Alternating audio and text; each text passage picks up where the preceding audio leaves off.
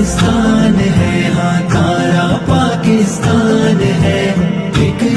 جب بھی آپ ریاست کی بات سنیں، ریاست کی بات کریں تو اس طریقے سے کریں جیسے آپ اپنے گھر کے لیے بات کر رہے ہیں۔ ہمیں حقیقت کو معلوم کرنا چاہیے، حقائق کیا ہیں۔ وہ لوگ ہیرو نہیں ہیں جو اس ملک کے خلاف بولتے ہیں، جو فوج کے خلاف بولتے ہیں، وہ اس ملک سے خیانت کر رہے ہیں۔ ہیرو وہ ہے جو اپنے گھر کی حفاظت کرے، اور خاص طور پہ آپ طلبہ طالبات، میں نے بتایا کہ آپ ہماری تقدیر لکھیں گے۔ ایک بہت بڑا سبب وہ مذہب کا عنوان ہے۔ مذہب کے نام پہ بہت ساری چیزیں ہو رہی ہیں، کہیں اس کو جہاد کہا جا رہا ہے، کہیں اس کو شریعت کہا جا رہا ہے، کہیں اس کو اسلامائزیشن کہا جا رہا ہے، کہیں کہا جا رہا ہے کہ یہ جمہوریت ہے جو کفر ہے، ہم یہاں اسلامی انقلاب لانا چاہ رہے ہیں۔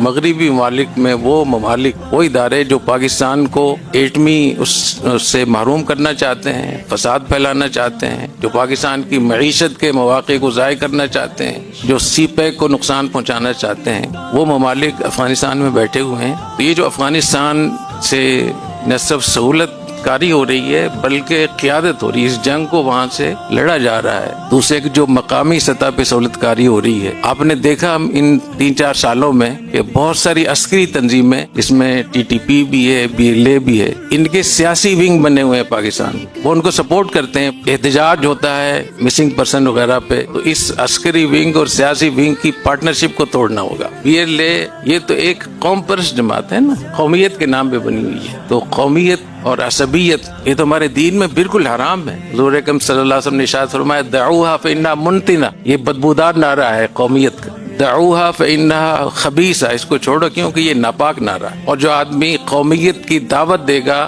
قوم پرستوں کو سپورٹ کرے گا، وہ مر گیا تو اس کی جاہلیت کی موت ہے، وہ حسن خاتمے سے محروم ہو جائے گا۔ وہ اتنی سخت وعید، قومیت کے نام پہ شہادت کارڈ دیکھ دیکھ کے لوگوں کو مارنا، مزدوروں کو قتل کرنا کہ یہ پنجاب سے آیا ہوا ہے، یہ سندھ سے آیا ہوا ہے، یہ پشتون ہے، یہ بلوچی ہے، فلاں، یہ جائز نہیں۔ رہیں گے مرگ تک، جان کیا گھر افغانستان ہمارا پڑوسی ہے، انسان سب کچھ کر سکتا ہے، پڑوسی نہیں تبدیل کر سکتا۔ اور جو ہمارے افغانستان کے ساتھ جو ہمارے تعلقات ہیں، رشتہ داریاں ہیں، مذہبی حوالے سے، پڑوسی ہونے کے حوالے سے، تاریخی حوالے سے، وہ بالکل اس کے متقاضی ہیں کہ ہمیں ایسی پالیسیاں بنانی چاہیے جس سے ہم ایک دوسرے کے قریب آئیں اور اس جنگ کو ہم ختم کریں۔ پاکستان کی ریاست، پاکستان کی حکومت، پاکستان کا میڈیا، پاکستان کی جو مذہبی جماعتیں ہیں اور پاکستان کی سیاسی پارٹیاں، ان کو ایک پیج پہ ہونا چاہیے اور افغانستان کو یہ پیغام دینا چاہیے کہ آپ ہم سے لڑ رہے ہیں، اس جنگ کی قیادت آپ کر رہے ہیں۔ آپ نے دیکھا کہ ہمارے جو فیلڈ مارشل صاحب ہیں، ان کے ہاں کتنی کلیئرٹی ہے اس بارے میں، وہ اس ملک سے بہت مخلص ہیں، آنیسٹ آدمی ہیں، جرأت اور بہادری ہے، سید ہیں